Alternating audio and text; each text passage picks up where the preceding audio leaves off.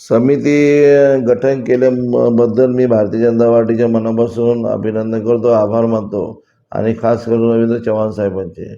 कारण भारतीय जनता पार्टीचे काही पदाधिकारी, शिवसेनेचे काही पदाधिकारी आहेत, त्याच्यात मी पण आहे.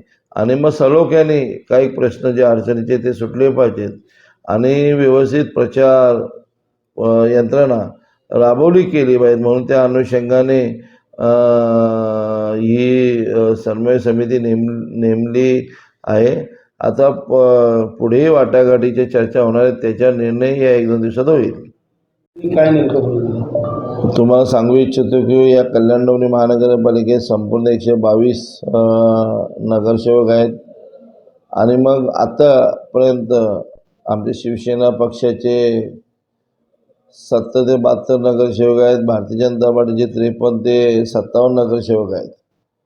आणि मग त्याच्यात वाटाघाटी ज्याप्रमाणे वरिष्ठ घेतील तो निर्णय दोन्ही पक्षाला मान्य असणार आहे अशी चर्चा झालेली आहे आणि सकारात्मक निर्णय होईल अशी आशा आहे. कारण चर्चा अतिशय खेलीमेलीच्या वातावरणात झालेली आहे. तरी आपण किती जागेची मागणी केलेली आहे? नाही, मागणीपेक्षा आता आपण स्टँडिंग नगरसेवक किती आहेत, त्यांचे किती आहेत आणि नेहमीप्रमाणे ज्या युती भारतीय जनता पार्टी आणि शिवसेना नेहमीप्रमाणे इलेक्शनच्या वेळेला जशा वाटाघाटी असतात त्या वाटाघाटीप्रमाणे चर्चा होत राहते.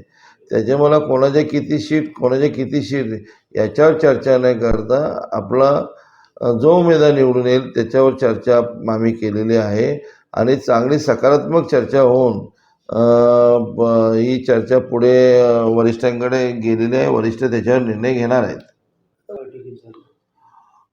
जे बाहेरून आलेले काही नगरसेवक आहेत ते ज्या पक्षात म्हणजे शिवसेनेमध्ये गेलेले असेल शिवसेनेची जबाबदारी आहे, भारतीय जनता पार्टीची घेतलेली असेल तर भारतीय जनता पार्टीची जबाबदारी आहे. अशाही प्रकारची चर्चा झालेली आहे. सर्वस्व ज्याला जेवढे सीट मिळतील, ज्यांनी जे उमेदवार घेतलेले आहे तो निर्णय त्या पक्षाचा राहणार आहे अशी चर्चा अतिशय आनंदाने झालेली आहे. याच्या कुठल्या प्रकारची चर्चा अशी झालेली नाही. कोणाला किती सीट, कोणाला काय सीट, तो सर्व वरिष्ठांचा निर्णय आहे. वरिष्ठ त्याच्यावर लक्ष देऊन निर्णय घेणार आहेत. पण युती 100% होणार आणि या कल्याण डोंबिवली महानगरपालिकेवर महायुतीचा झेंडा फडकेल अशी आशा आहे.